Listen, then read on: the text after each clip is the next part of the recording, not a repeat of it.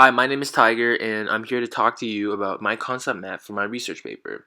And my question is, what makes people happy? Now, there are really three major components: mental illness, Haslow's hierarchy of needs, and psychology. And these are really the only three main components that I believe are the factors. All three are really good points, and I'll go into more detail later. But right now, I want to just give a brief overview of all three. Haslow's hierarchy of needs, psychology, and mental illness.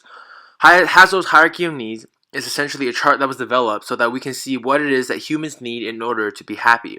The second point is mental illness and what, how, and which way it can affect how humans be happy, and it also interconnects with the book that we read, One Flew Over the Cuckoo's Nest. The last point is psychology and what humans really think about when they're happy. So the first thing I want to talk about is the Haslow's hierarchy of needs. It's basically five factors: self-actualization, esteem needs, belongingness and love, safety, and psychological needs. Now these are all five things that are very important, but they're the three subgenres: the basic needs, the psychological needs, and the self-fulfillment needs. These are all things that we need in order to feel at home and feel happy. To begin, I want to talk about the self actualization. It's achieving one's full potential. This is when you've met your prime. This is where you realize that you don't need others, and this is where you fully understand that you alone are at the top. Now, the second one is your esteem needs. This is a prestige and a feeling of accomplishment. This is where you've done something and someone congratulated you and you felt happy, and that is an important factor in the psychology needs, in which I'll talk about later. Belongingness and love. This is friendships, relationships, intimacy, etc. Safety. Your house. This is your mother comforting you. This is what makes you happy.